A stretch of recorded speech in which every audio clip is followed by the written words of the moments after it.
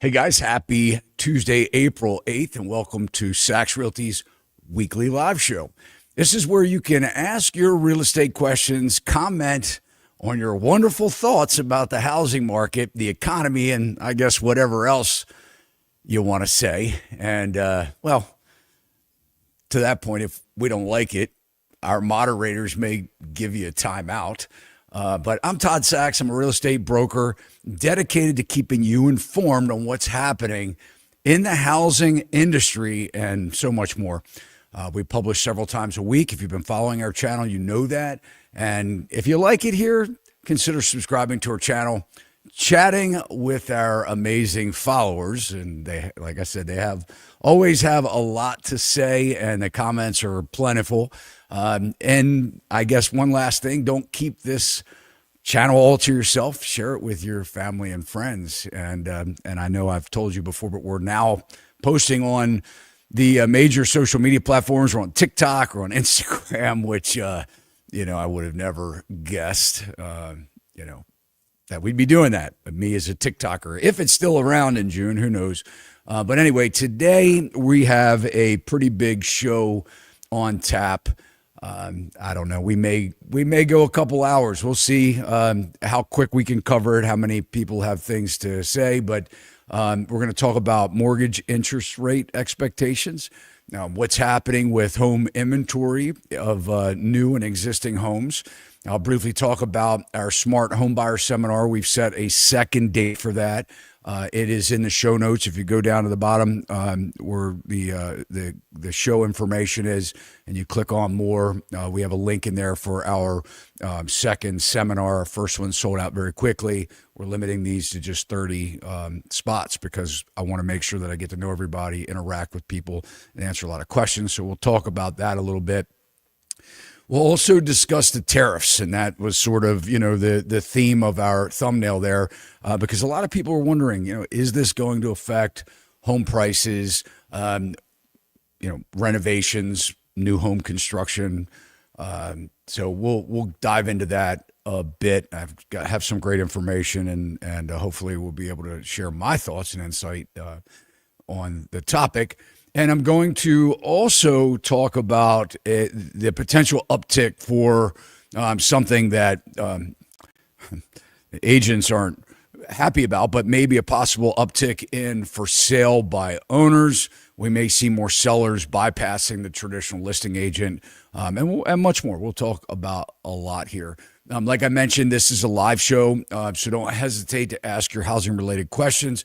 And I'll just mention this too. I've never mentioned it before on the channel, but if you feel like supporting our channel, you can do so. There's a super chat option when you comment, or in the chat box, there's a $sign icon that you could click on. If you feel like supporting the channel, we've been coming to you for about 4 years now. It's amazing. I think we have literally almost, if not more than, 1,000 hours of content that we have been bringing. I have been researching information and trying to keep you up to date. And it is costly to keep our channel going. So, if you feel like supporting us, hey, we'll take it. If not, no big deal too. But let's go ahead and dive in. We'll get started. So, just for those that may not know, I've been serving the housing market in one way or another since 1989. Besides the 2008 housing crisis, I can honestly say I've never seen anything like this current housing market.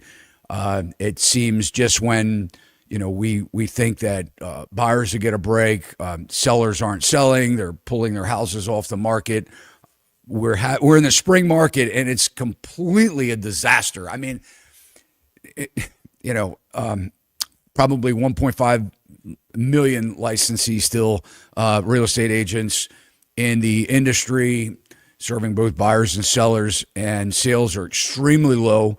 We're seeing where agents are getting jobs, and there have been layoffs with a lot of companies. I mean, home inspectors that have laid off people, and I deal with a local home inspector. I think he's down to doing all the inspections himself, and so things are appraisers. We've interviewed an appraiser lately, and he said that a lot of appraisers have left the market. So things are really, really down and suppressed all around. And the worst part about it right now is that a lot of homeowners are paying more than 50% of their household income in housing related expenses, which is, not just their mortgage payments, but their rising property taxes, insurance, and now home repair costs are just crazy. So I want to dive first up. I want to talk about mortgages a little bit, and we're going to look at some articles and kind of go through some things and talk about what I'm seeing, what I'm hearing.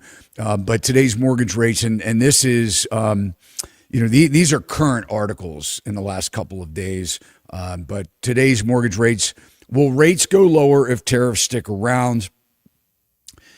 This goes over the fact that mortgage rates had dropped last week, and in response to this BusinessInsider.com article, in response to President Donald Trump's Liberation Day tariffs that, everybody was kind of anticipating that would come.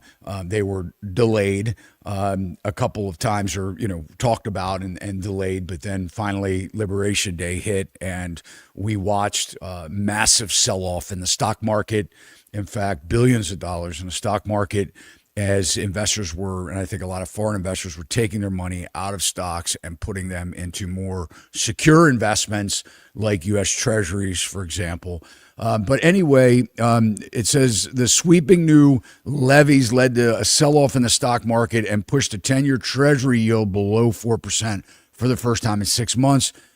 Like I said, as traders moved to save for investments, mortgage rates, which typically track the 10-year Treasury, a lot of people think that when the Fed announces that they do a Fed rate reduction, that we're going to see a reduction in mortgage rates, though through the years mortgage rates have mirrored sort of like, the Fed lowering rates. We typically would see mortgage rates lower too, but what we saw was the exact opposite. The Fed started lowering rates and mortgage rates continued to rise. But we did see where the mortgage rates last week had come down. And we can look here. This is as of today for 8 mortgage rates. This is average rates today. 30-year fixed rate, 6.71%.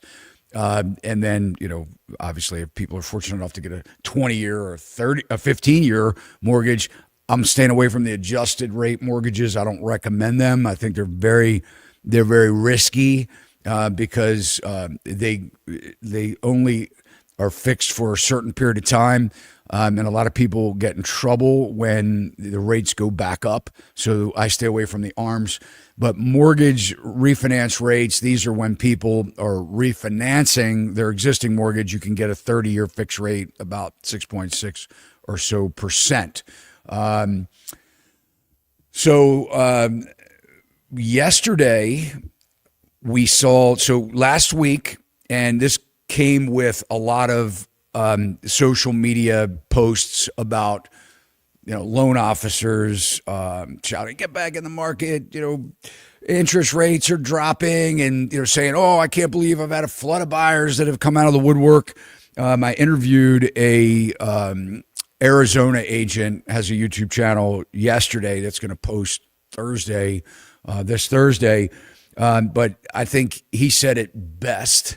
He said that when rates drop even a little bit, it really benefits the people that are already committed to buying.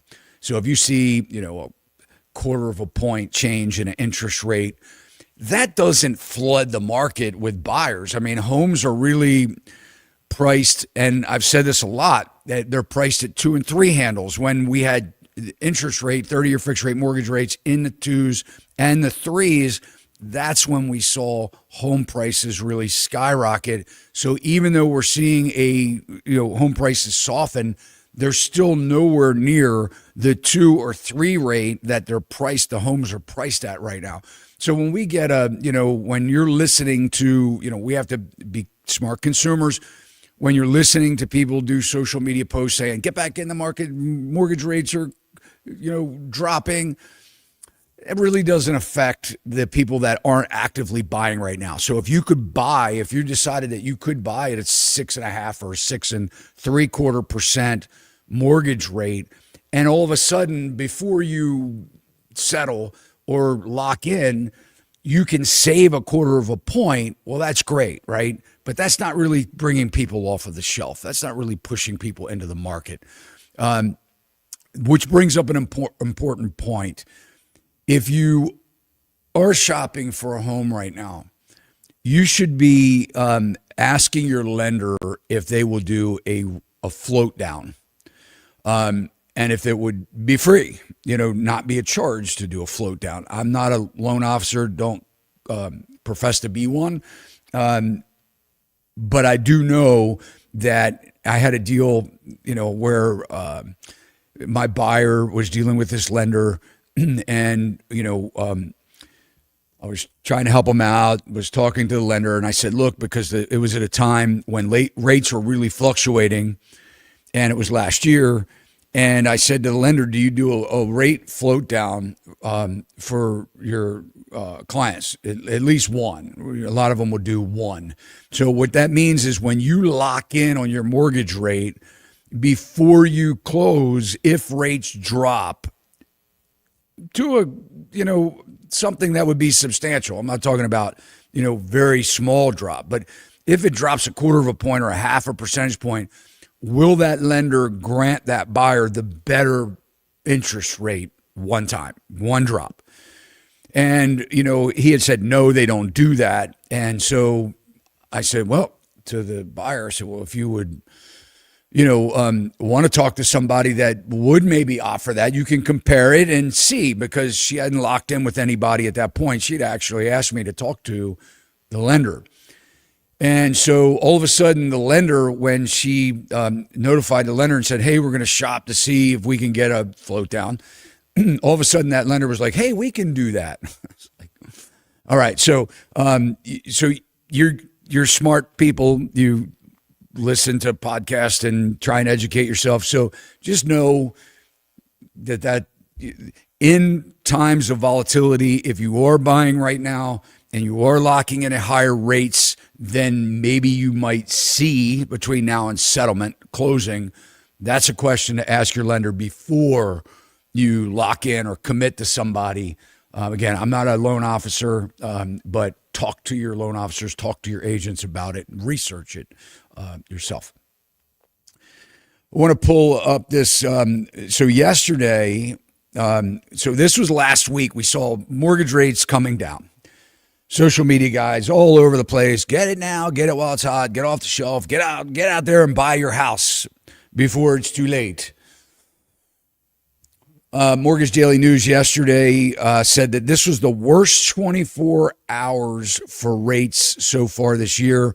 Tariff volatility giveth and taketh from interest rates up until Friday afternoon. It's been mostly giving. In other words, the prospect of trade wars between the U.S. and numerous foreign countries had generally caused weakness in the stock market, strength in the bond market. Strong bonds equal lower rates.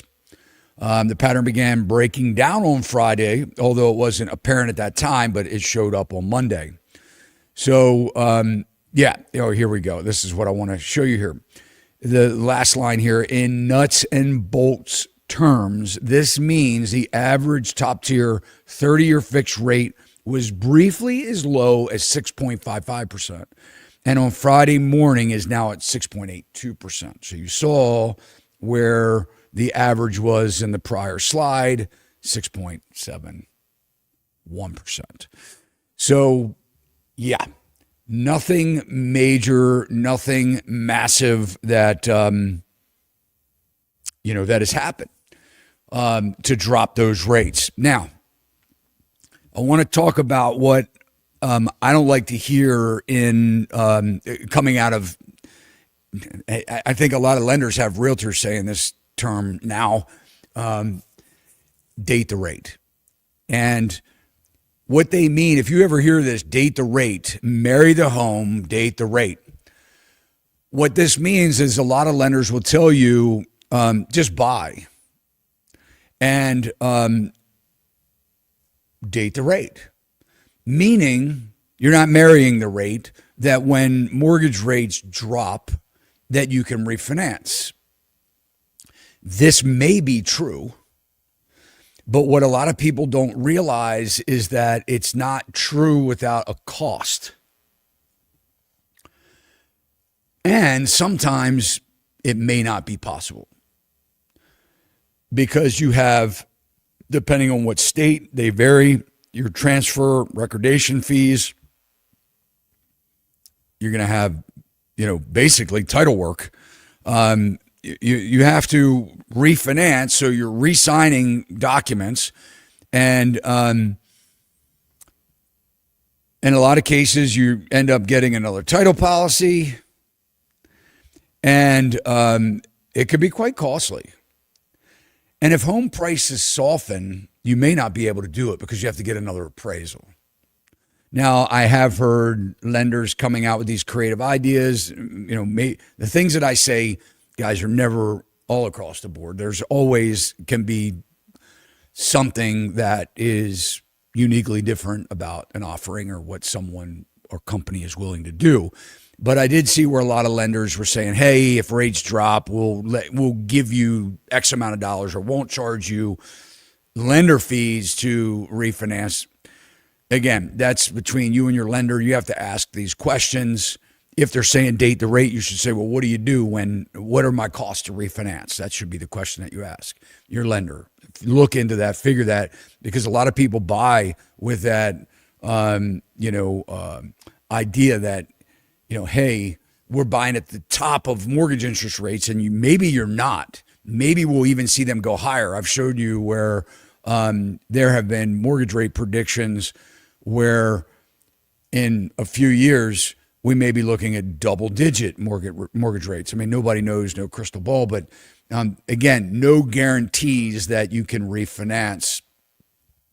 The other thing I want to show you here while we're in spirit of talking about refinancing and mortgages is I want to go over this amortization schedule. Now, a lot of people wonder, what does that mean? Basically, it's the breakdown of in this case, a 30-year mortgage. So where your principal balance is stretched out over 30 years, and in this period of time, you pay a portion of principal payment, your actual balance, down on the loan. So you're paying it off. And then you pay a portion of interest fees, interest payments to your lender, the one that lends you the money. It's very off-sided. You pay a massive amount in finance charges because the system kind of knows like this. Hey, if we're going to lend somebody $450,000 on a home, if they're only going to stay there for 5 years, 7 years, and we kind of don't collect a lot of our money up front, then we don't make as much money. So what happens is when you refinance, the clock, your amortization schedule starts over. So let's say you refinance in 5 years, you actually start back to day one again in paying the largest percentage of your interest payment in your payments and not buying down your loan again.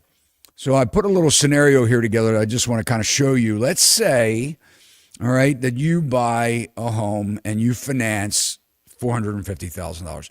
And by the way, while we're talking about mortgage, when you're looking at rates and you're looking at, just Google searching interest rates, look at the fine print, because a lot of people will give you like your payment, but until you actually talk to a lender, you don't realize that payment was conditioned on you putting 20% down. Now, maybe if you've owned homes before and you're selling a house where you have a lot of equity and you're downsizing and you can take that big chunk of money and put 20% down or more on your home, that's all well and true. But the reason they do that is because if you put less than 20% down, you have mortgage insurance. So that kind of gets dicey to try and figure out somebody's payment. So when these sites are giving you your payment breakdowns at a glance, a lot of them are based on 20% down. If you look at Zillow, this house payment would be X amount with 20% down, kind of thing. But let's look at this amortization schedule here. Loan amount $450,000, 30 years at a 6.5% interest rate, which would be better than what the average is today. But let's just roll with that. And saying that your loan starts in May of 2025. Again, this doesn't know what you put down. So it's giving you a monthly payment here, not including mortgage insurance. So that will add to your, you're going to have to pay for that when you close, a portion of that.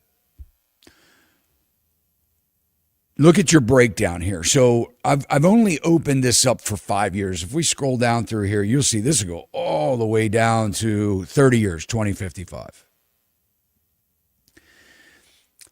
So this is saying that you're starting your payments, you paid May, and we're starting in June here. $406.81 actually go to your principal payment on your loan. $2,437.50 goes towards your interest payment. So you can see it takes a long time with paying that little bit to hack away on a $450,000 balance. But what I wanted to do was I wanted to go down to 2030 because I wanted to show you.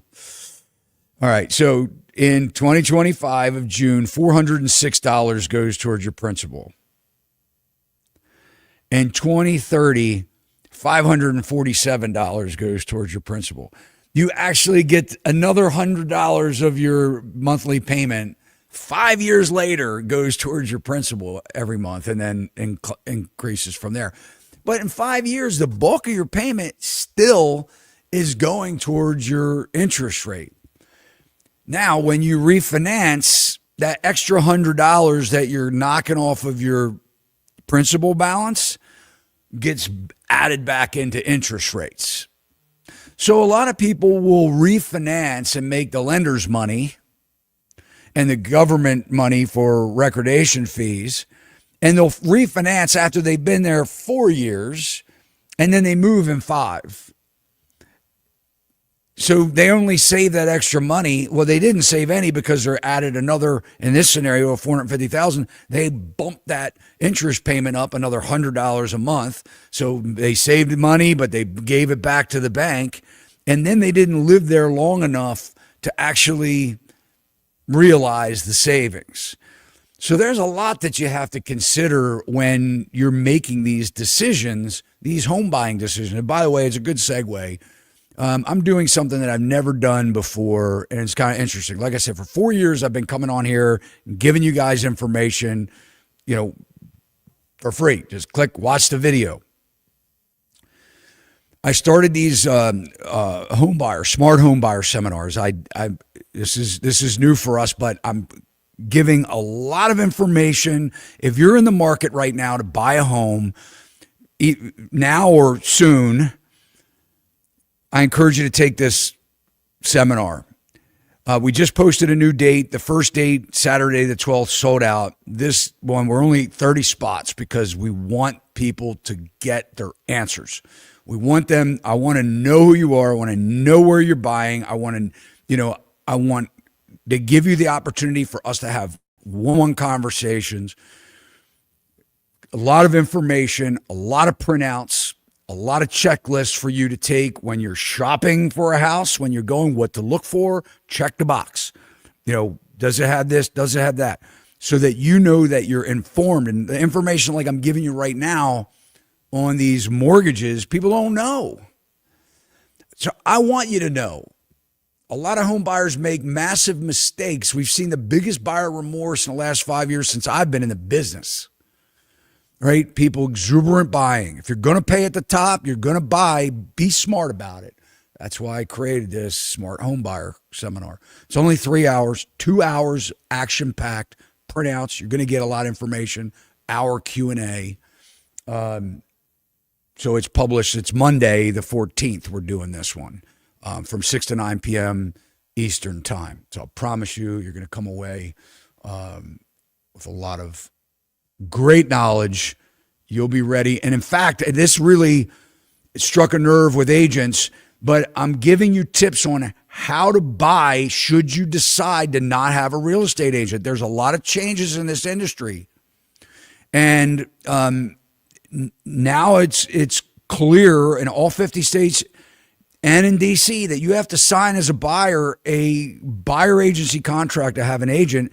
And a lot of buyers could end up paying their buyer. There may not be any compensation for your buyer agency, your buyer agent. And a lot of people are asking me, do I need to have a buyer's agent? Do I have to? Now, look, I never advocate for people to buy without an agent, without a realtor. I don't advocate for that. But I can't control what you do. If you're going to do it, I'm committed to giving you the tools so that you're at least able to know what you should be doing and navigating to make you smarter in the process.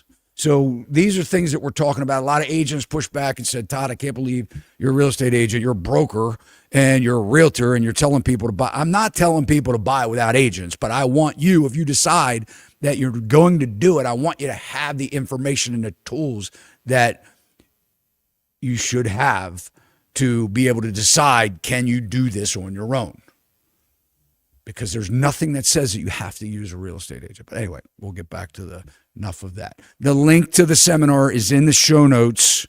You got to click the more, go down to the bottom, click on the link if you're interested in attending. I'd love to see you. All right, so what's happening in your town? What is going on? I'd love to know. I'd love to hear what's happening in your neighborhood. You guys always fill my comment section saying that homes are still going over less price.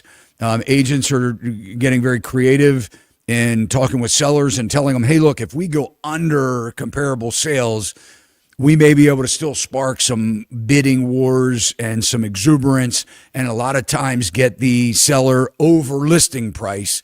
But it's a hard metric to go by. So people are like, well, the housing market isn't crashing because the house down the street went over ask price. Guys, I can tell you we are nowhere near the market we were 3 years ago.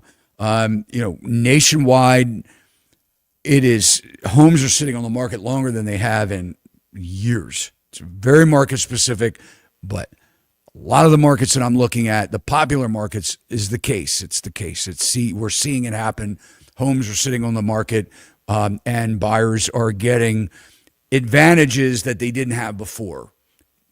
Having a home inspection, for example, is something that we didn't see happen for years in a lot of cases because they didn't need to. People could have broken stuff in their house that they live with for years, run down everything, and the house sold without inspections. Unbelievable. And now the buyers, this remorse that I'm talking about, the buyers, yeah, they're getting whacked, saying, man, with these costs of repairs, I don't think I can fix them. So let's take a look at this Fred chart. And this is kind of interesting to me because as somebody that tracks data, like I'm always looking at the analytics. I'm always trying to trend. What's going on? Are things going up or are they going down? Just like I do in the DMV now every other week on the live stream. So next Tuesday, we'll be talking about that. What's happening in the areas surrounding DC that originally started because of the Doge layoffs and, the fake news that was going around where people were like, oh, the DC market's crashing and the inventory skyrocketing and it wasn't true.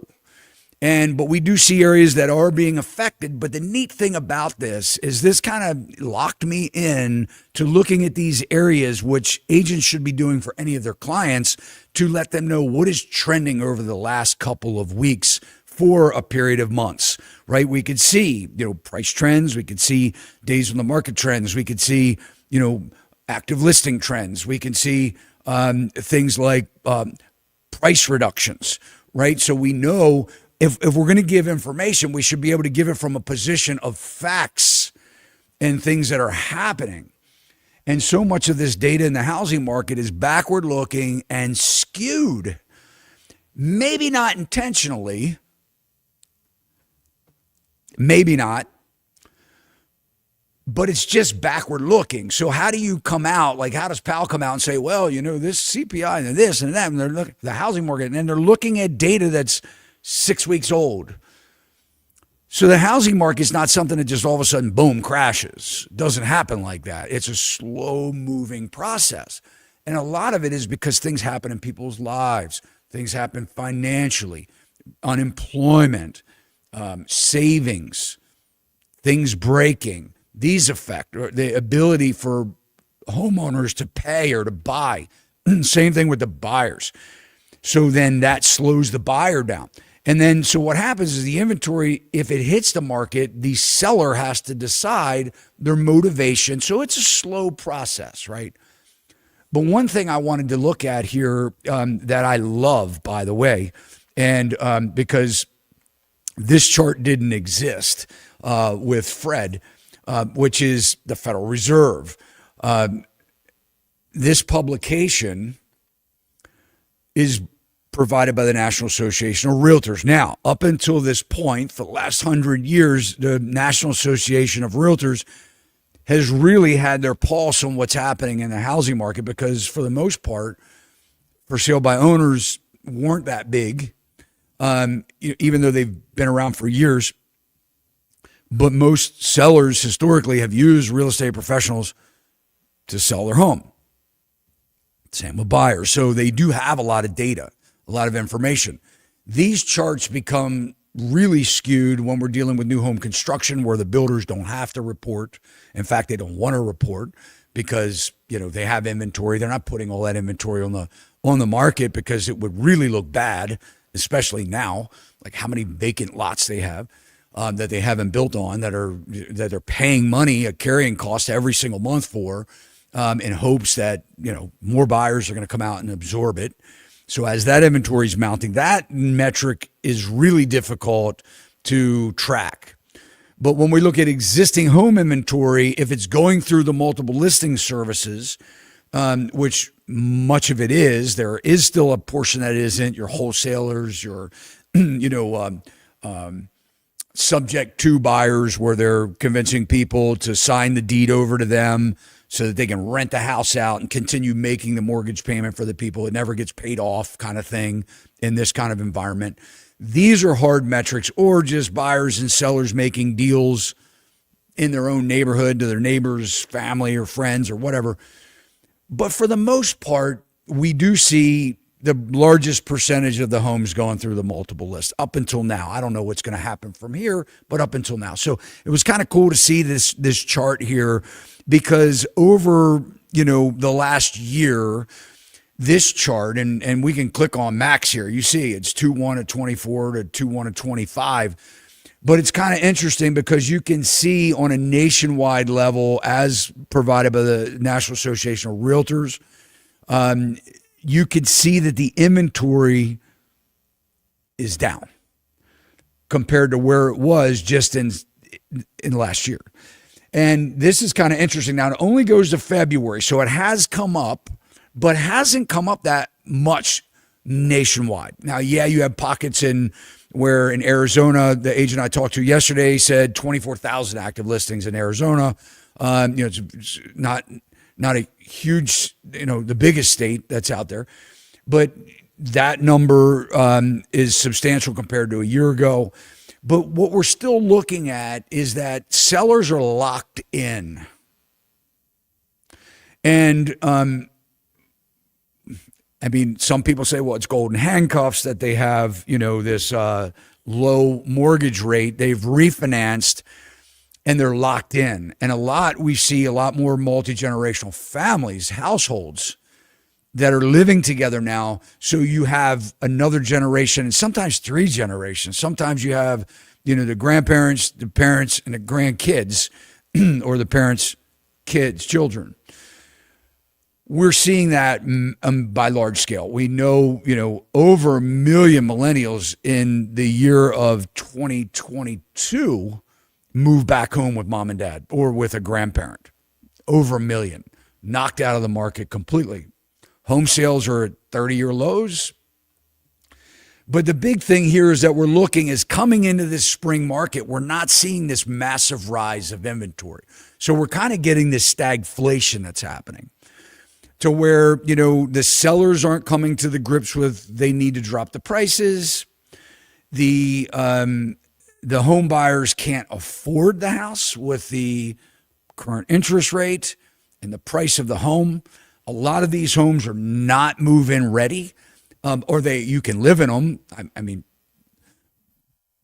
a lot of them you can get loans on. It's not like you can't get a loan, like they don't have a stove or there's a big hole in the roof or something like that where the lender comes through or the appraiser like, I'm not giving you a loan on this. It's it's Niagara Falls when it rains inside. I'm not talking about that. I'm saying that these homes are dated. They're dated. So you get these sellers that have been living in the house for the ones that are selling. A lot of them have been living in the house for 30 years and they just lived in it. They didn't do anything.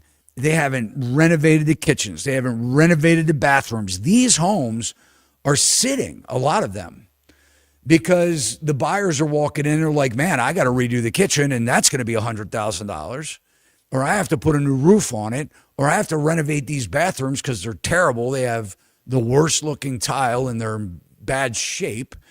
Or they have, these vanities that are 30 years old. So these kind of houses are just kind of sitting and we're dealing with the stagflation. The sellers are like, but this is my equity. I don't want to pay to replace these things. I just want to sell it. But I don't want to give a price that the buyer can buy it or encourage them for them to fix it. So they're just sitting on the market. And that's what we're seeing. But still a very low percentage of that still. So where does that, where's the relief in that? Where does that come? What happens? Who knows? But let's go to this Forbes article because, I just, this article, this makes me wonder, like, this is a perfect example of how the disconnect is between the people that write these articles or report on the housing market and the real sentiments of the consumers, the buyers, that you guys out there looking for houses, and the sellers that are absorbing this stuff. Like, I don't understand it, but housing market predictions for 2025, when will home prices drop? And I just want to kind of do a little read and reaction to some of this article. What's the monthly mortgage payment for new homeowners in 2025? Guys, everybody's buying payments. I'm not telling you that this is the way it should be. I don't like that. I think that we're getting back to the mortgage rate. The price of the home is way more important than the mortgage rate. Don't believe me? Go to sell the house.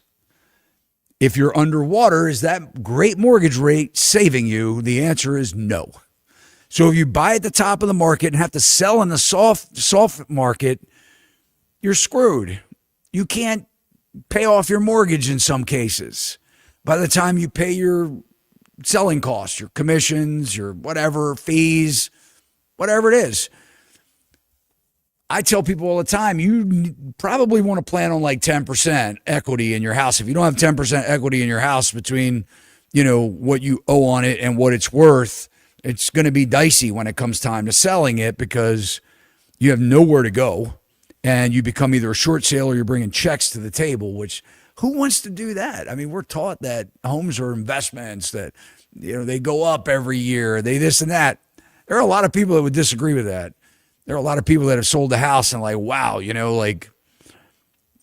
it was a great place to live. It cost me a lot of money when I was there and it cost me money to sell. I mean, we saw that. 10 years later, after the GFC, 2008. People were struggling to get back to the price point that they paid for their house in 2006. What's the monthly mortgage payment for new homeowners in 2025? A typical home in February 2025 costs roughly $357,000. Now, you would hear that this is down from where it was a couple of years ago when we were over $400,000 for median home prices.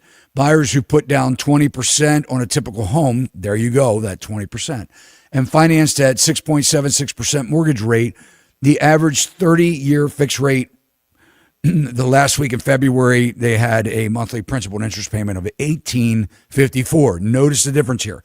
20% down, which very few do. So if you're a buyer, I don't want you to be depressed at thinking 20% down, like that's crazy, because most people don't. 3%, 3.5%, depending on whether you're conventional, FHA, VA, 0% down. So there are a lot of scenarios, but that changes everything, including your payment. In contrast, this is what really gets me. All right. In contrast, homeowners who bought a typical home at the same time in 2024, when typical prices were around $348. So it's saying, hey, they were less last year. So these numbers it depends on who's giving the data and what you're looking at. Average home price, median home price, based on what sold, who bought, all this stuff. But anyway, when the mortgage rate was 6.94%, look, it was much worse last year, guys, or paying $1,841 a month. This is the part that really gets me. You're going to love this, man. Paying $13 a month more today may not seem substantial, folks, but it adds up. It's close to $7,200 more in mortgage payments over the life of a 30-year loan. Who's writing this? This is crazy. I was reading this and I'm like, man, this is like nonsense. I don't even know what I'm reading here. I just figured I'd bring you the nonsense. All right, let's see what we got. Do we have any questions?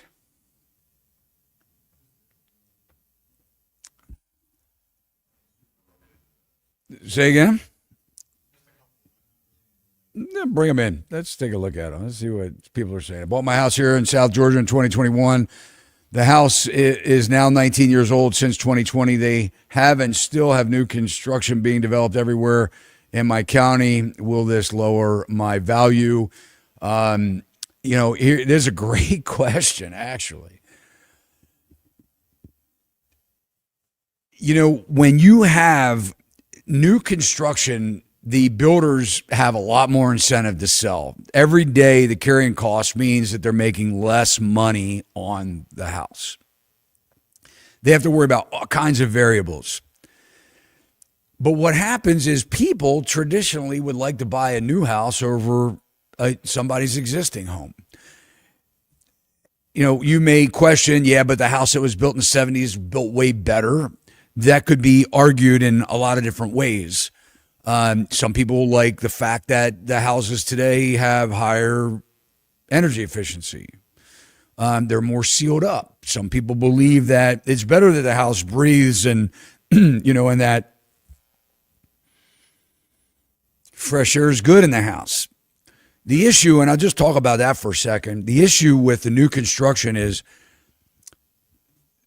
they want houses to breathe, but they have found out in history that a lot of the building materials that they used back in the day have a lot of toxins. So what happens is it's almost like our skin. If you talk to people that, are defining or kind of identifying like a efficient house that knows how, that is, where the air is brought in and, it breathes, like we breathe through our mouth and our nostrils. We don't breathe, we're not taking in oxygen, all over our body. Well, when a house, when the air is penetrating through the siding and through the house and the insulation, a lot of people a lot of research has determined that these particulates can be bad for us, right? That the air quality inside the house can be bad. So a lot of people believe that not only is your your electric bill lower when you have higher efficiency or houses that are built that the air doesn't blow through everywhere, that it's a healthier living environment. So there's arguments on both sides. But that's a lot of the argument with the sealing these houses up very tight. Energy efficiency and is supposed to be healthier for us to live in the house. The other thing with a new home is that most people stay in their houses 7 to 9 years. Not like when I was growing up, where a lot of my friends, their parents still live in the houses today that they lived in 35, 40 years ago. So they bounce around a lot and they move around a lot. When you buy a new house, you get a warranty, and for probably the first 7 years, you really aren't spending any money on the house. You have brand new equipment, brand new roofs, brand new appliances. When you buy an existing home, you have a higher chance that you're going to replace costly items, even if you get a home inspection. So when we're dealing with new home construction, a lot of people will buy that new house. Plus, it's the community that a lot of people want, especially young people that want to have kids. They want a cul-de-sac. They want everybody to be new in the community. They want the amenities that are coming with these communities with HOAs, whether it's a pool or a clubhouse or whatever. So when you have a lot of new construction inventory and it's not selling, the incentive for the builders to drop the price or to give better incentives, do a rate buy down, it's going to be a lot more competition for the existing seller that doesn't want to fix anything, that lives in the one-off community. The houses are all different in shapes and sizes and character, and they want that more, uniform, and the buyers are looking for that more uniform community. It becomes more difficult for those existing home sales. Now, if we see, and we're going to get into the tariffs, where these tariffs start imposing, $20,000 or $25,000 or $30,000 price increases on an already battered, unaffordable new housing market, that may push them to the existing homes that are kept up and ready to move in without renovation. So we'll talk about that. But the answer to the question is, it can keep your existing home sales suppressed if the builders are struggling and building a lot in the community to get those homes absorbed. It can definitely suppress existing home values.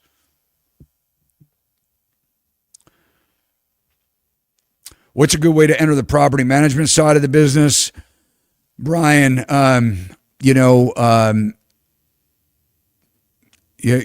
would check first with your licensing, your state licensing. The DLLR is the license required for property management. Depending on whether you're going into residential property management or commercial property management, I would first make sure see if you need a license. You probably may need to take courses or become a licensed property manager. And then you're going to, look up landlords and solicit them for business. I mean, it's a lot of varying percentages of what they collect. I remember back in the day when I hired a property manager, they were charging me 10% of what they collected. That's gone down by the time I fired my property management company after like the third or fourth one, because most of them I found were they were incentivized by not having great tenants because they got paid on failure to pay rent and going to court and, changing locks and fixing things. And a lot of property managers will escrow from a landlord. So I felt like it was kind of like, wasn't in my best interest. So I started managing on myself that. And the fact that my accountant was like, why the hell do you do this? I mean, like, you lose money every year and the property managers are making the money and you're not making any money, because margins, if you're buying properties with mortgages and stuff like that, they're pretty thin. So, you can get hurt as a landlord if you have a turnover or the wrong tenants. I think by the time I finally fired my property management company, it was 8% of what they collected. But again, they soak you on fees. So I would find out what the area, what the competition is in the area for property management, maybe find out how they do it, and determine if it's something that a space that you want to get into.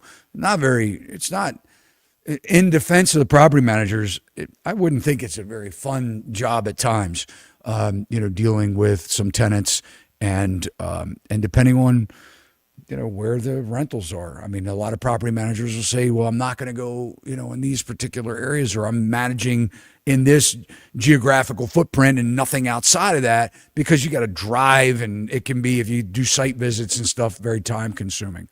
But good luck. It's something, I think that, like anything else, there are good ones out there and bad ones. Mark, thank you so much for your super chat.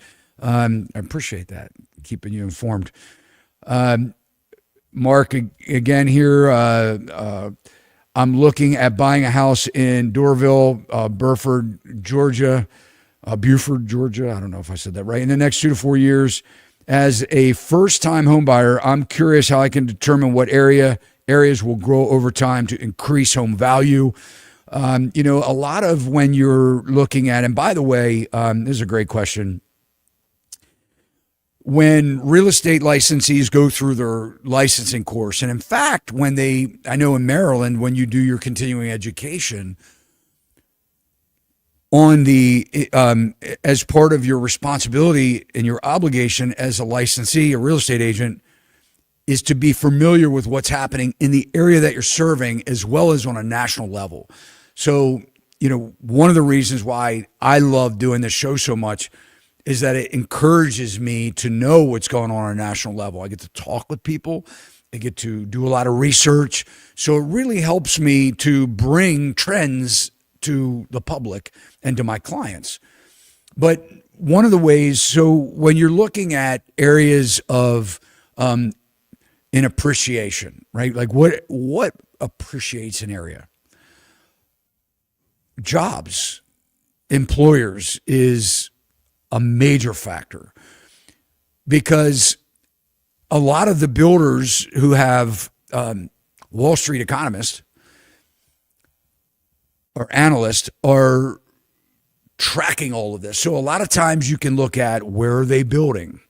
What areas are being built? What employers are coming to town? Maybe you reach out to your economic development authority at your county level. Maybe you can find out what's going on, what businesses are coming to town. When my main focus was selling real estate, when I got into the business back in 2005 and I built a team,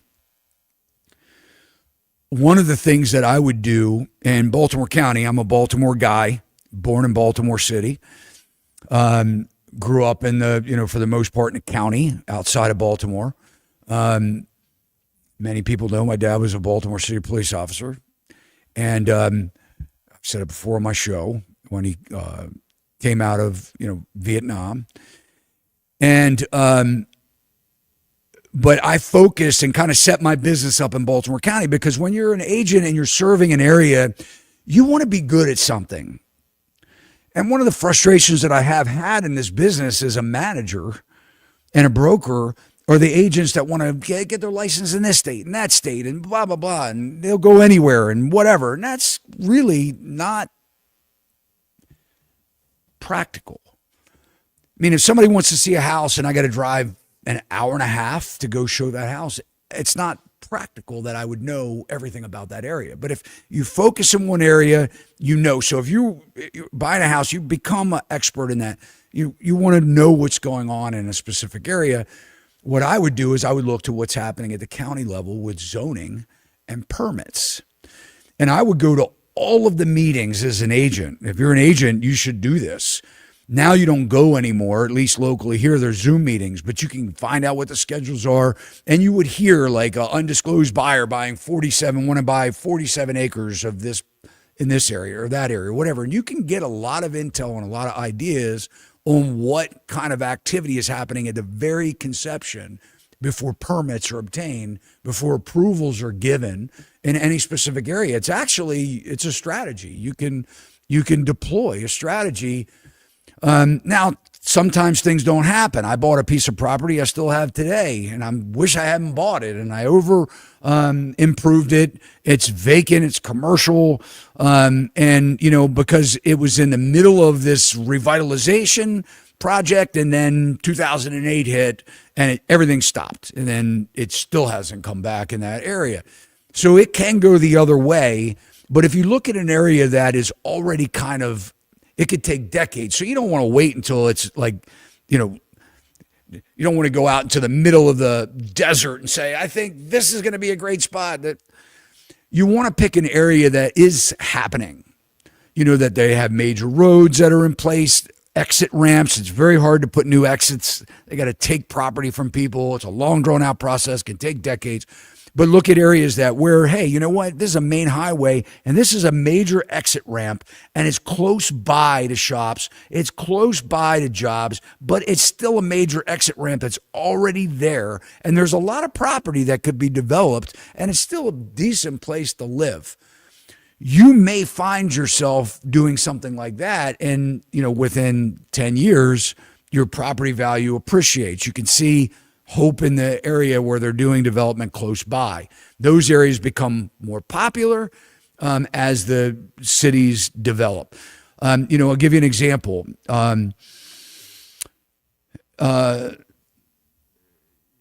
Tennessee is very hot right now, right? And so Nashville, one of the biggest, domestic migration areas in the last 10, 15 years, not just since COVID. A lot of businesses have headquartered themselves in Nashville. And with that, I think, I don't remember what the numbers were, but I think it was either 700 or 1,000 households a day for like a decade were moving to the Nashville area. It was that massive. It was a lot. It was big. The growth has slowed down a lot, but you could watch that area and then all of the areas around it develop and grow. And now they're going out to areas like Columbia, Tennessee, and Clarksville, Tennessee, and areas where, they were sort of like very rural. And now there's new communities going up everywhere. So looking at those trends, job trends, big indicator what's happening at the county level, permitting, stuff like that. People don't realize it takes a decade to build a mixed-use development or a planned unit development. This is not something that just happens overnight, right? Which is really, I want to get into this. That kind of brings me to this next sort of thing I want to talk about, because we are seeing, and I have a podcast that's coming up here real soon with two Florida guys in the business. One, Phil Simonetta. You guys have seen him on our channel before. I think you guys either think one way or the other about him or me. I don't know. Sometimes I look at the comments and I wonder, why are you listening to me? Are you just, but anyway, because the comments, but Phil, has been keeping a surprise to what's going on in the Florida housing market, which, by the way, is in the news a lot. So people were like, he's lying. Florida's not crashing. And then all of a sudden you see the inventory, 12,000 new homes a week coming on multiple lists, price reductions like crazy. Still what many people would consider not enough, but still it's the slow moving. Remember I said it's a slow moving process. But I want to pull this up because this is a good example of what I was just saying with how long it takes to develop things, right? So development doesn't happen overnight. It takes sometimes a decade for it to happen. But this article on CBS News says South Florida condo market slumps as prices fall, listings surge. South Florida. I remember talking about this 4 years ago on the podcast, and we were like, yeah, Florida looks like it's kind of shaky and could end up being like the epicenter of a housing crash it was back in 2007, 2008. Check this out. I can remember And like maybe it was around that time, 2007, 2008, 2000, maybe it was 2009, being in Florida, looking at some development potential in a place called Doc Phillips. It was like in the Orlando area. There was another one, I think it was called Millennium or Millennium. I don't know. It was an area with a mall right outside of like close to SeaWorld, close to Universal Studios. They were building a medical park, or there was talks about increasing the medical park in Florida. And I knew people that were, buying like, this dip in the Florida housing market because it crashed first, right? It was crashing. In fact, I remember I was in the hotel and I had the TV on, I was flipping through channels, and I saw this real estate advertisement that if you bought this condo, you got a free BMW. I'm not kidding. It was like, what an incentive, buy the house and get a free BMW car, right? So, it's funny because when we were looking at what is the potential of a housing crash again, when we're looking at the exuberance we've never seen before, that bubble we've never seen before, and we're looking at the prices and the affordability that dates us back to where times were really tough back in the 70s and 80s. And we only had one person in the house working a lot then. Now we have two families, multiple jobs, not just two jobs, but people have, side hustles and trying to make ends meet. But anyway, Florida was where it all started. So I remember we were podcasting a couple years ago, and I said, hey, the Florida housing market looks kind of shaky. This could be potential there. But Miami, I don't know that Miami would ever have a crash or whatever, because there's a lot of foreign investors, and Miami's Miami. I mean, come on. Wasn't it Will Smith? Welcome to Miami, whatever, the song.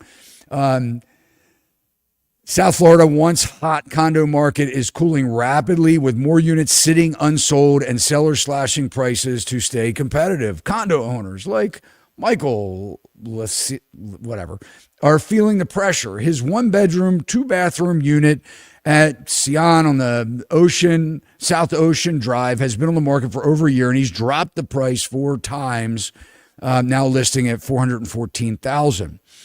The challenge isn't just falling house prices, it's rising costs. Peter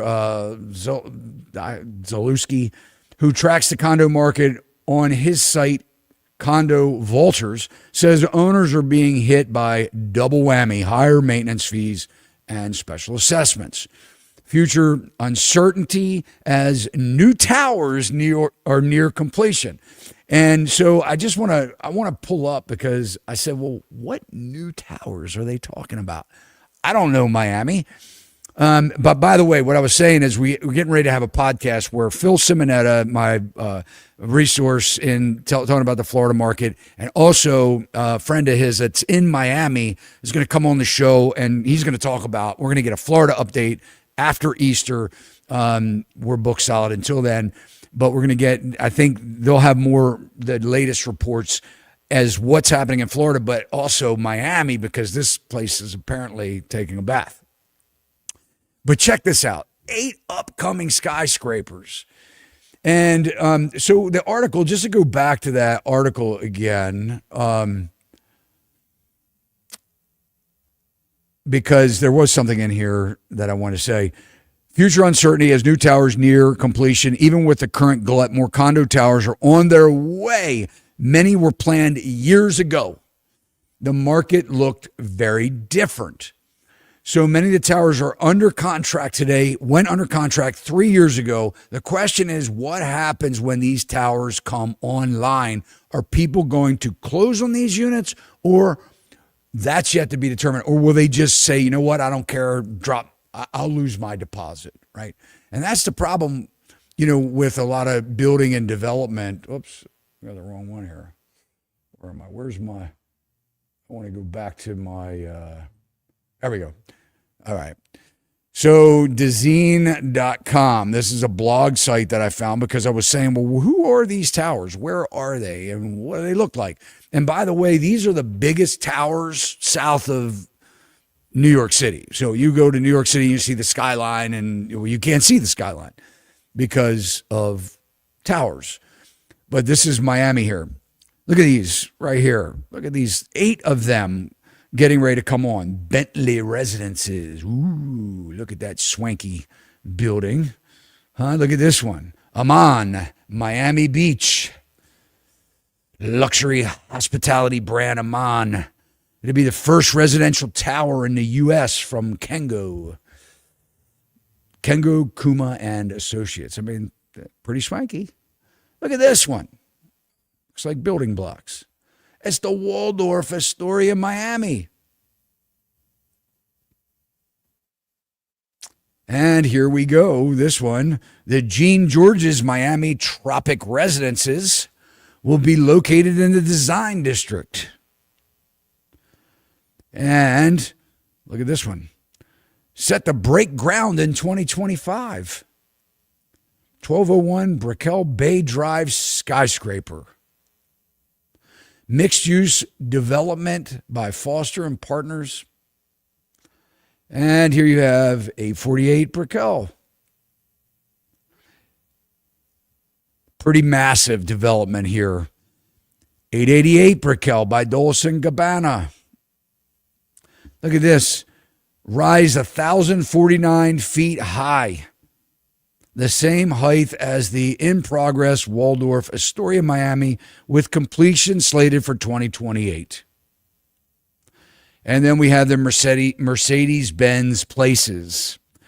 It'll be the first branded skyscraper by the German car brand and will be located in Miami's Brickell neighborhood. Slated for completion in 2027. So we're looking at this kind of stuff going, man, you know, they're probably very nervous right now. All right, we have a poll out there, Joe. What's the poll? Let's see what we have here.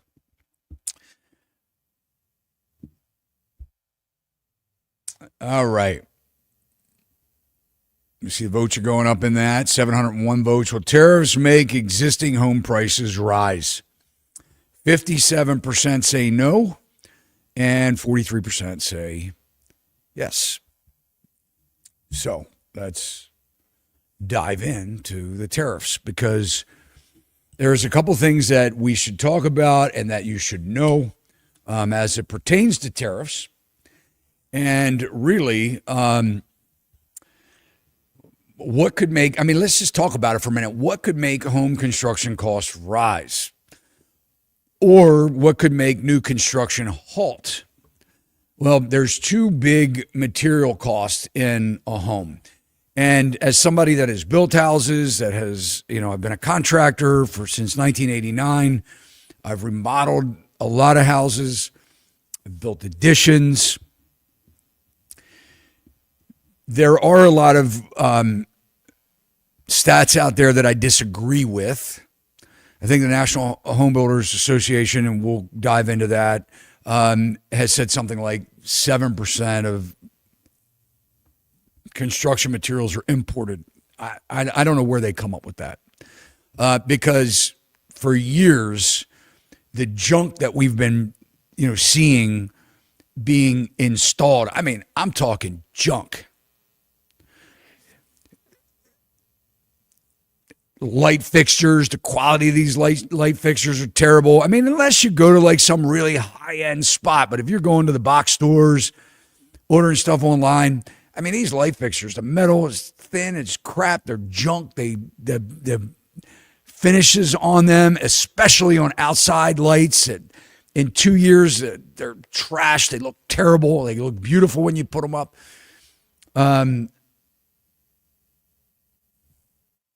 They're all imported. So when we're looking at 7% of the stuff, I don't know where they get this. The two biggest, you know, material cost that go into a new home, number one is lumber, framing lumber, right? Putting up the walls, exterior walls, interior walls, everything from sill plates all the way to the trusses to the, you know, roof sheathing. A lot of that is imported, whether it's OSB made out of particle board, compressed, whether it's subflooring, same thing, engineered subfloor, imported. A lot of this material is imported. So drywall, so our lumber's coming, a lot of it out of Canada. Our drywall, a lot of it's coming out of Mexico. But we're buying stuff from Taiwan, Vietnam, China. And the materials are really declining. I mean, when you go in some of these new houses, you're like $1 million for this house, and they had the cheapest finishes. They even put the carpet down, and it looks like 2 months after you move into this carpet, it looks like it's been down 10 years. The carpet's terrible. You can see the seams, it's stretched out. You know, they stretch the carpet out and then it, stretches even more. You got ripples in it. If you bought a new home, you know exactly what I'm saying. The drywall's garbage. The finish work is terrible. But you're paying top dollar for it. So I think that when as someone that remembers when we did manufacture a lot, when I was a kid in the U.S., I am kind of excited to see what will this, if it sticks, we'll probably go through a massive pain point in the economy, but what will come out of the other side of it if it really sticks and we really start manufacturing here and we start timbering here. We've shut down our timber mills. I mean, we've made it so hard for these timber mills to exist with regulations. And so, of course, we're buying it from somebody else. Let them, which I never really understood. It's like, okay, well, you don't want to, we're talking about a global environment and we want to be green as a global environment, but we're buying things that are being manufactured in the same globe, in the same atmosphere, in the same economy,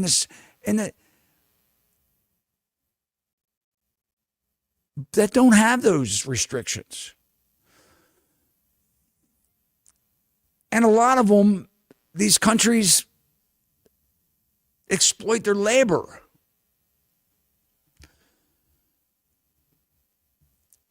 That bring us these materials. But if you think about it, let's just talk about some of the things that we import.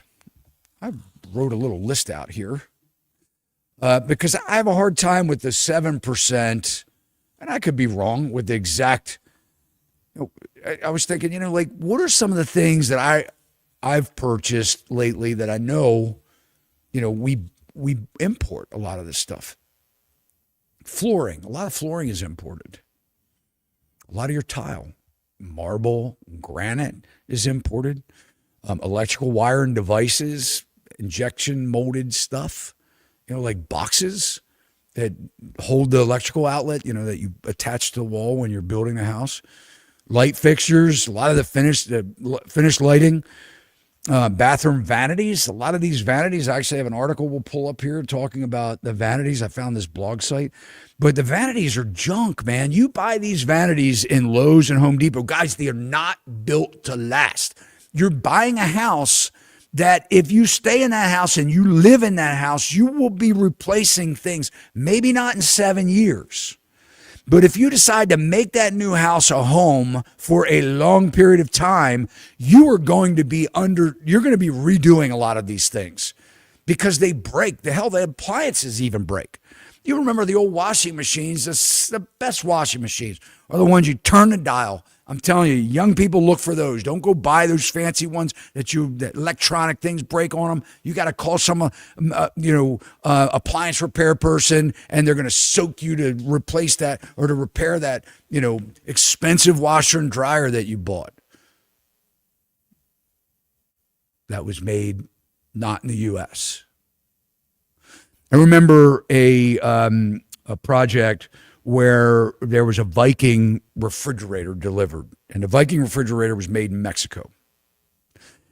The hinges were all bent. I mean, the refrigerator was like, I don't know, $10,000. It was one of those that, didn't go past the kitchen, they were counter depth, wide, 48-inch. The hinges were all whacked out of it. In fact, You can look this up. Viking had this massive problem with their $8,000 and $10,000 refrigerators. Their ice makers didn't work. And I was talking to a repair guy one time, and I was like, hey, man, what's up with those Viking ice makers? He's like, man, that's a worst refrigerator you could buy. Repair guy told me this. He said, people buy them, but they break down all the time. And he said the crazy thing about it is the ice makers, you have to put a heater in them for them to work because they freeze up and they whack out and they dump ice all over people's hardwood floors in the middle of the night, and they get up in the morning and their floors are trash because the ice maker just or it froze solid. But the fix on it was to put heaters in the freezer. I'm like, that is the most asinine thing I've ever heard of in my entire life, to make a refrigerator with an ice maker, to pay $10,000 for it, and you have to have a repairman come out and put a heater in it so that your ice maker works. You can look these things up. Bathroom vanities. So here's the thing. You go to Lowe's, you go to Home Depot, you get no color choices. You buy white, gray, black. That's it. They're junk. The construction's terrible. It comes with the top and the sink. So I was out on a house the other week, and there was a brand new vanity that was installed. It was a rehab.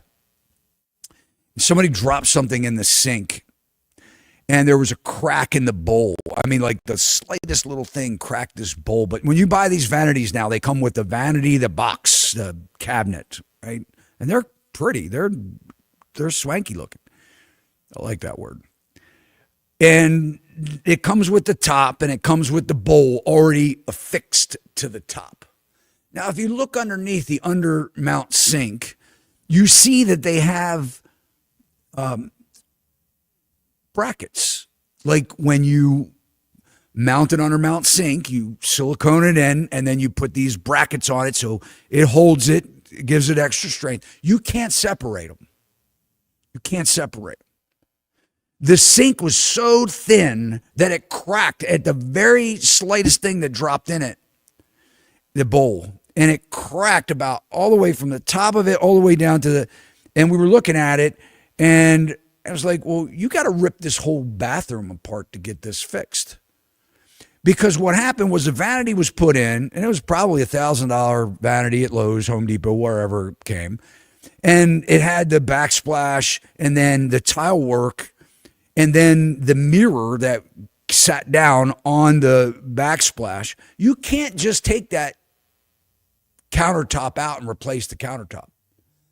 You have to bust the whole thing out to replace it. You just can't say, well, I'm going to put a new bowl in, because you can't separate it. It's a fixed, glued construction adhesive, doesn't come apart. You ain't getting it off. So it's probably a $3,000 job to replace the top in this rehab, because the bowl is broke. An inspector's going to see it. It's going to leak. People, they have sinks with the plungers because they want to fill it up with water. Whether they're shaving, washing their face, doing whatever. They want to wash their hands. You can't leave it like that. These are the frustrations that anybody that's in the trade, or anybody that's having work done or doing things and paying for things, that put light fixtures that cost $500-$600 on the outside of their house, these sconces, and 2 years later, it looks like they're 40 years old because all the finish is weathered away. And they look terrible in $1 million house. So let's talk about the tariffs for a minute, because the National Association of Home Builders, because we depend a lot on these imports. But the National Association of Home Builders says that they estimate $204 billion worth of goods were used in the construction of both new multifamily and single-family housing in 2024. 14 billion of those goods were imported from outside of the U.S., meaning approximately 7% of all goods used in new residential construction, that's where I found it, originate from a foreign nation. I personally think that is a low number. because a lot of the steel, even, I-beams, columns, steel columns are imported. Now we've seen where, steel companies, U.S. steel companies are loving the fact that these tariffs are going in. And I think we should make more here. And, we should have a responsibility in products that last, that will work and last the test of time. We're really setting ourselves up for these houses to basically, be completely remodeled and renovated, where, yes, the houses of the 60s and 70s, you could still see some of those vanities in place in the home today. Kitchen cabinets still in place today from the 1980s. I see some of these cabinets from, 30, 40 years ago that haven't updated their kitchens. Are like, man, these are still really nice cabinets. They're plywood construction. They've lasted. You can paint them. You can refinish them. You can put new faces on them. You could put soft close hinges and drawer closures on them. There's a lot of things that you can do to enhance them and bring them to the niceties that you get in those. Woo, look how soft the drawer closes. It's a garbage cabinet, but it's soft close, right?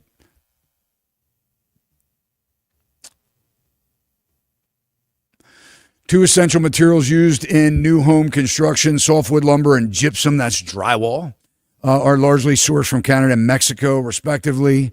$8.2 billion worth of sawmill and wood products imported in 2024. Nearly 72% of these imports came from Canada. Total imports, sawmill and wood products from Canada totaled $5.9 billion. The U.S. imported $481 million worth of lime and gypsum products in 2024, with 74% of these products originating from Mexico. Imports of lime and gypsum products from Mexico totaled $354 million in 2023. Tariffs on Canadian products, which include softwood lumber, critical to the U.S. home building industry, are on top of existing 14.5% lumber tariffs previously imposed by the U.S. Department of Commerce. The Department of Commerce has signaled that it plans to roughly double the 14.5% tariff rate later this year, possibly in September, which in addition to the proposed 25% tariff, would mean that the overall tariff rate on Canadian softwood lumber would rise above 50% and could approach 60%. And they say that, and this is tariffs on China, Canada, and we're still really uncertain on a lot of these tariffs and where they are and what products, and will they be rescinded. I mean, I don't think anybody knows. I don't even think the president knows right now, because it's up for, I guess, negotiation. We're negotiating with the entire world right now, apparently. The cost of building material, and look, I'm for bringing manufacturing back to the United States of America. I'm for that.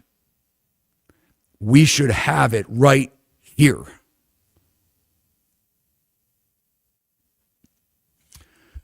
The cost of building materials has already risen by 34% since December 2020, which is far higher than the rate of inflation. Data from the NAHB Wells Fargo Housing Market Index March of 25 survey reveals that builders estimate a typical cost effect from recent tariff actions at $9,200 per home. Now, let's kind of talk about some scenarios.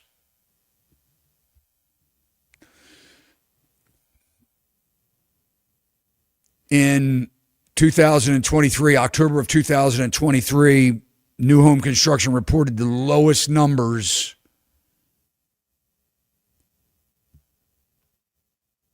certainly since the financial crisis, if not since they've been tracking it. And this was in 2023,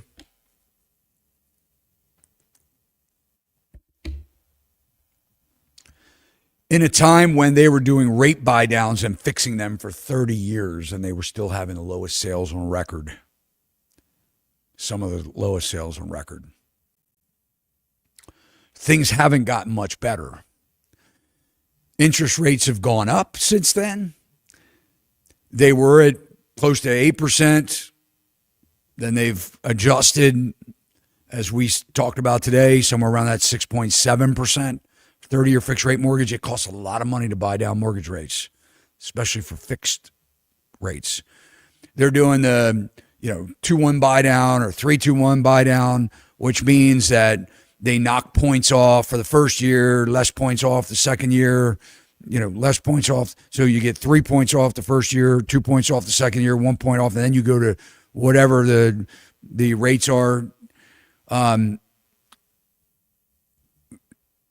Now they just discount them. So you go. So let's say you do a 2-1 rate buy down. You buy it today at 6.7%. The first year you pay 4.7%. The second year you pay 5.7%. The third year you go back to the 6.7% that you signed up for the very first when you bought your house. That's what that rate buy down means. It costs the builder money. They have to make up the difference in that rate. They absorb a lot of this because the builders, they absorb it without showing price reductions because a lot of these builders own their own mortgage companies and they write it off on that, on the mortgage side so that it kind of preserves the price of the new construction because nothing upsets the community of buyers that have recently bought a home at a higher price than when a builder drops a home price and they can get the same house for less. That upsets the whole community. So they try to do whatever they can, incentives, rate buy downs, concessions, finish your basement, give you upgraded appliances, give you upgraded flooring, do all kinds of incentives to not mess with that price. But that's not working. So if we have to say, okay, if there's going to be another $9,000 or $10,000 in cost of tariffs to build that house, they're either going to have to shrink the size of the house or they're not going to sell. If that goes to $20,000 or $25,000 more, they won't be able to absorb those costs. They'll lose money. A lot of these builders will end up losing money. So what we saw in 2008 is the builders, and they're doing it now, they're flipping to rentals. A certain percentage of the lots they're selling off to other builders, letting other scattered lot builders come in, wholesaling those lots off. And the inventory is mounting. I mean, it's mounting, and more inventory is happening. Here we go. This Yahoo Finance article here, and we got this video playing here. I don't know if we can stop that thing. There we go. This is April 6th. Builders sitting on a pile of unsold homes are slashing prices and offering mortgage rate deals. Growing inventory, especially in places like Texas and Florida, reflects strategic shifts, years-long building boom. Home builders are sitting on the most unsold homes since the depths of the Great Recession, giving buyers a chance to snag deals. Some people say these aren't deals. Some people say to reduce a home by $30,000 is a drop in the bucket. That's what a lot of buyers are saying. They're like, it's not enough. When house prices in a lot of markets doubled in the last 5 years, they're like, let's talk about the percentage off, not the amount off, right? So if you're looking at a house that has gone up 40% in value, and let's just say it's a $600,000 house, and they give $30,000 off, that's 5% in a market where home prices shot up 40%. People look at that and they go, well, that still doesn't make sense because the interest rates are still higher than what they were 5 years ago. So a lot of these buyers, you got to get into the mindset that these buyers are like, it ain't enough. Now, it could encourage some to jump in, ones that are really eager to buy and have a lot of money and can afford it. Look at this. As of February, builders had completed some 119,000 homes that weren't yet sold. To lure buyers, they're dangling incentives like mortgage rate buy downs. We already talked about that. So, look at this chart. Home builder inventory reaches highest level since 2009. The housing market crashes first in new home construction, typically. That's what we learned in 2008. In 2005 and 2006, builder inventory was rising, incentives were rising, prices were falling. Builders will take the cuts typically first because they have to sell in a lot of cases. It costs them money every single day. An existing homeowner, they cannot sell if they don't have to. They can just say, I'm not going to sell for that price. I'm keeping my house. I'm moving my kids in. We're going to move into a small spot in the basement, or we'll convert the garage, or we'll build an in-law suite. And we'll move our kids in. And we'll keep the house. Home builders can't do that. They don't have that luxury. Look at this inventory, guys. I mean, you see it. It has spiked. Look at this. Since 2022, when people were buying houses up. Let's check out some of their stocks. Let's take these to the max so we can see. All right, this is D.R. Horton.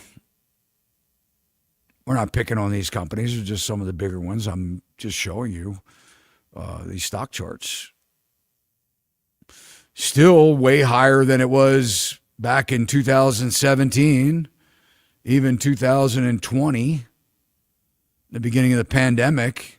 But look, imagine if you bought here. This is NVR. Looks kind of the same, doesn't it? Toll Brothers. And then they're all taking a big dip here since, back in the fall, November. So I think that says a lot about consumer sentiments. Pull this article up here. This is 9 reasons you should not buy. This is a blog site, innovativebuildingsolutions.com. By the way, Joe, we need to dump all these links in the show notes. 9 reasons you should not buy a cheap in-stock vanity from Lowe's, Home Depot, or Menards. You can read the article.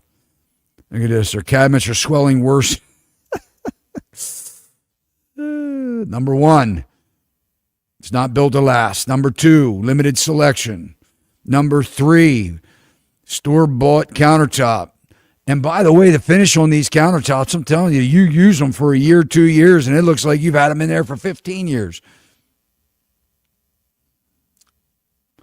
It is swell thicker than your waistline after Thanksgiving dinner because they're particle boards, a lot of them. Warranty shorter. Can't find replacement parts. You got to rip the whole bathroom apart to replace a broken sink. At least the wall. That's a mess. Man, you rip out a bed. The bathrooms are the most expensive rooms per square foot to work on. Number 1, I mean, people are just talk about disrupting your house. It's either in your bedroom, back by the bedrooms, or somewhere in the middle of your house. So workers are coming in and out. You need multiple trades a lot of times. Look, you need electricians, you need plumbers, you need finish guys, tile guys. I mean, so many different trade steps in having a bathroom remodeled or torn apart. Anyway, check that article out.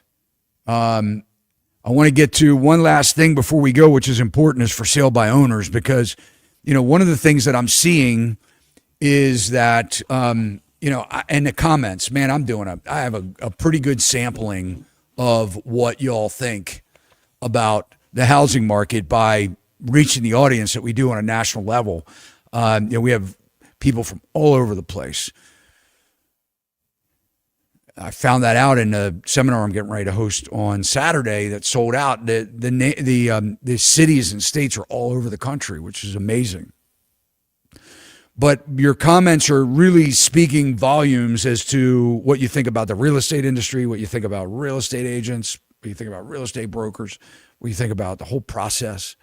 And it's really interesting to read and to watch. And if you're in the real estate business, you should read the comments without getting mad. I mean, the thing is, it's like ignoring your customers' complaints when they walk in a store or they buy your product. It's sort of very arrogant to ignore what the people are saying. Because for every person that says something, especially if it's good, we take the good and the bad, it represents a whole nother, and a lot of people say, well, people will complain faster than they will say something good. That's probably true to some degree. But if we can learn by reading the comments and the interactions between the people, there's a lot of intel there, a lot of really good information that tells a bigger story of what the public believes. And when you're sampling data and you listen to these universities that say, well, we did this study and we determined this, or the government even does the same thing. They take a sampling.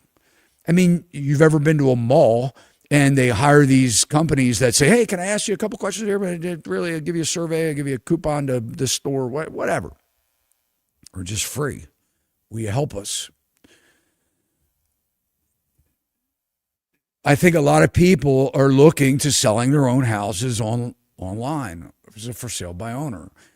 And if I had to look at the comments and the calls and some of the conversations that I've had with people, it seems like a lot more sellers believe that they can sell a house without an agent more than buyers believe that they can buy a house without an agent, especially if they're first-time buyers because they don't really know the process. They're kind of intimidated by it. But a seller looks at it a lot of times as like, hey, I have the house, my house. And then there's a lot of studies out there that the National Association of Realtors has published that say, well, if you don't use a real estate agent, you're going to get less for your house. I don't know that that's true. I don't know how they do that. I don't know how that they could say that. It would be very hard because homes aren't fungible, which means like if I take a quarter out of my pocket and I put it on the table and I take another quarter out of my pocket and I put it on the table and they're U.S. quarters, they look the same, flip them over, they look the same, they're the same. It's easy to say it's worth 25 cents. But when you take houses and you put them next to each other, it's kind of hard to determine because they're not exact, they're not exactly fungible. There's different lots, there's different angles. There's something uniquely different about each house, even if it's the same floor plan, because like I said, the property itself. But the fact of the matter is that I can see where there may be an uptick in people determining or deciding to try and save the money by hiring somebody and listing it themselves. So I think we need to pay attention to that in the industry. I think we need to see what's going on. We need to listen to what people are saying. And we have to be brutally honest with ourselves and say that people have the absolute right to do that. And I see where the trends may be kind of turning in this industry at large in a lot of different ways. And then I have to sit there and have a brutal conversation with myself and say, well, what would that look like? I remember we had this guy, John Kutsmita, that's his name, flew in, lives in Hawaii. I think Hawaii. Is that where he lives? Yeah. Came in the studio. He was friends and partners, I think, at some point with Brent Johnson, who has the dollar milkshake theory. And Brent Johnson called me up one day and he said, hey, would you do me a favor?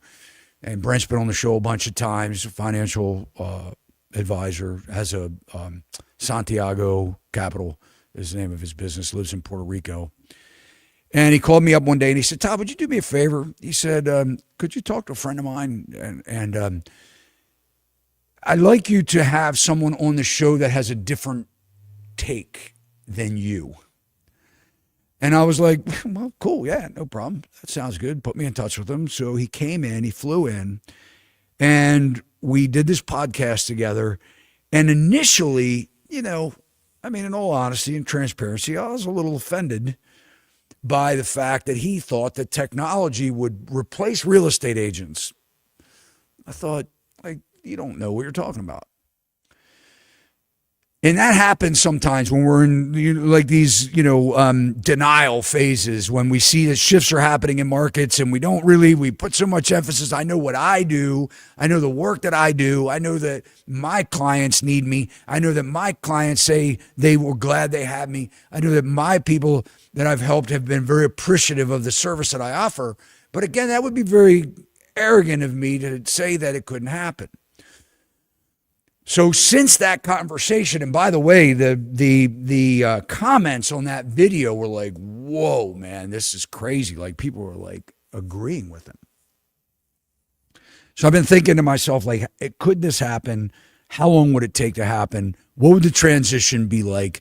And then I listened to my own viewers' comments, and I think if something were to shift, it would probably end up being in the for sale by owners first. And I'm not advocating that you sell your house by yourself, because there are a lot of things that you should, in fact, have a layer between you and somebody else just for negotiation purposes, having a good realtor. But I thought to myself, man, this would be like something where I would think, and a couple of years ago, I came out with this podcast and I said, buyer's agents are probably the ones with the gold. For years in the real estate industry, it's been list the last. You have to have the listings. If you don't have the listings, you're not going to make it as a real estate agent, because the listings are the gold. Make money while you're sitting on the beach while other buyer's agents show your property. And then when I started seeing this shift take over, I started saying, you know what? The buyer's agents probably have the gold. It's because if you have the buyer, that's what is needed in the transaction, because nobody really gets paid unless somebody buys something. Nothing happens until somebody says, I'll take it or I'll buy it. And I could see this transition maybe happening where we start to see an uptick in for sale by owners working with buyer's agents in the transaction. I don't know. It's something that we're going to watch, something we're definitely going to pay attention to. But I did find this website that I thought was very interesting. And I'm not selling for them. I'm not advocating for them. I'm bringing you data, which is what I do. It's what I like to do. It's what I pride myself on doing.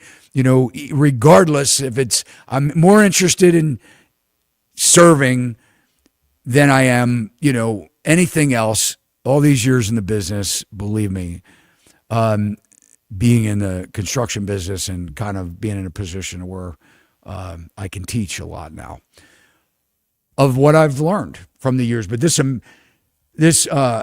Halzio from California to New York. This is on March 25th, and I'm sure the National Association of Realtors would say that this article is not true.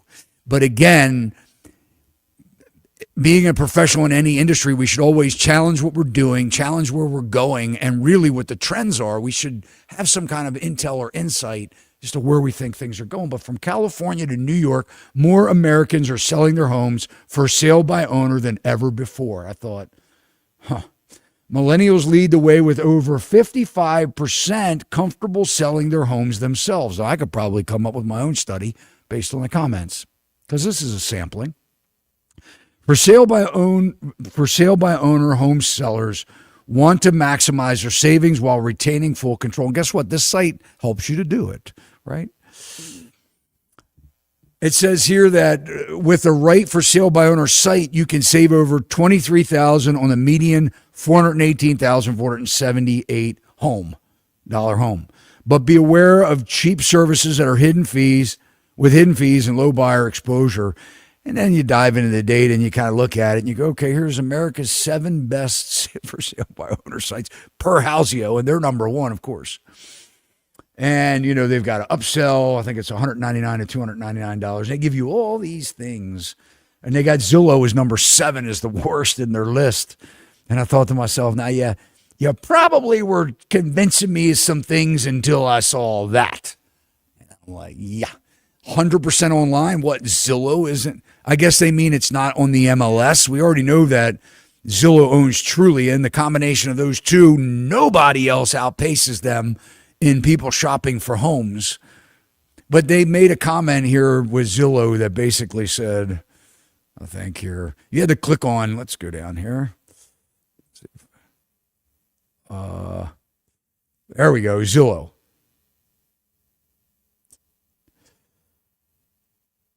Here's their take. We don't recommend selling on for sale by owner on Zillow. It's like throwing a party and forgetting to send the invites. Your listing is buried in other listings tab. Well, like being stuck in a VIP line with no bottle service. You avoid commissions, but you miss the exposure. I don't know. Anyway, guys, thank you so much for spending your time with us and watching our content and our videos. And hey, look, if you're an agent, maybe don't take offense to some of the things that we talk about here. Maybe just read between the lines, dive into the data, come up with your own conclusions. Maybe you'll get some good ideas on ways that you could serve better, and that we can help our buyers and sellers, and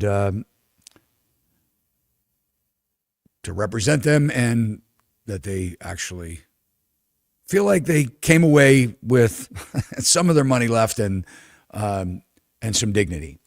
But I appreciate you guys. Hey, check out that homebuyer seminar that I have coming up. The new date, Monday, April 14th. I'd love to see you there. Only 30 people, guys. It's an opportunity for us to get to know each other, answer your questions. You're going to get a lot of printouts, great information. I promise it's going to be worth your time to spend with me on Monday evening, 6 to 9 p.m. Get out of work early. If it's during work time, take some PTO. Learn about the biggest purchase that many people will ever make in their entire lifetime to be more prepared. Not trying to hard sell you guys. I give you lots of information, but if it's something that you want to dive deeper and know more about, this is going to be well worth your money and your time to join this seminar. Share us with your family and friends. Check us out on your favorite social media and audio platforms. That's where you can get all this content, and we'll see you next time. Sachs Realty, Maryland broker number 607720, office number 443-318-4514, equal housing opportunity.